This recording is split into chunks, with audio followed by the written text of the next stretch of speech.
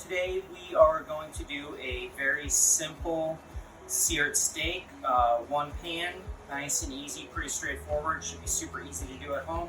I'm just going to kind of showcase the way I like to sear steak, pretty straightforward, works really well. We're going to be showcasing the certified Piedmontese strip steak, super tasty steak.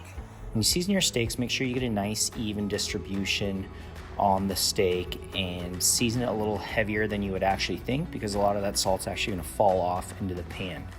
You're also going to do a lot more oil than what seems normal, because you want the oil to cover the surface area of the steak and get a really nice hot sear on it. Be really careful when you're dropping those steaks into the pan. You want to make sure your pan's smoking hot, full blast, and ready to go. So once you drop those steaks in, real gently drop those in, because that can splatter. Now every once in a while I just kind of gradually move the steaks to get a more consistent even sear. Just kind of check every once in a while, see how your steaks are searing up. Don't be afraid to move them and get a little bit more even golden brown.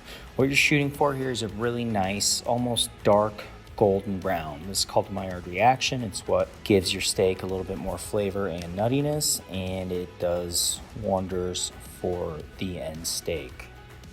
Just really taking my time, getting a really nice sear and patting it down.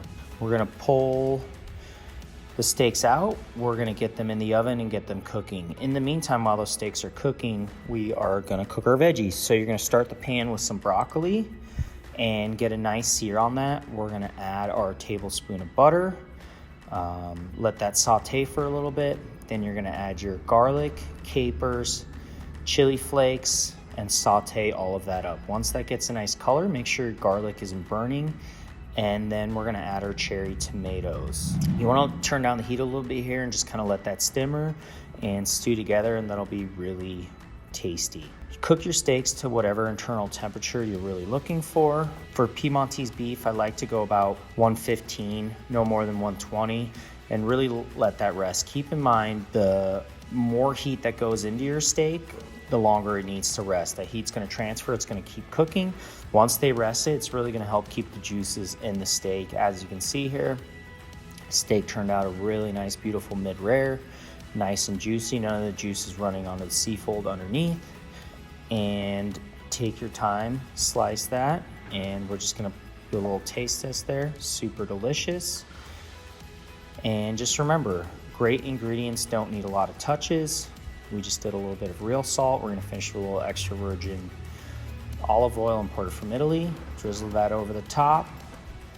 A little bit more salt at the end to just kind of season every single slice. Have the veg on the side there. And there you go. You have simple steak with broccoli and heirloom cherry tomatoes.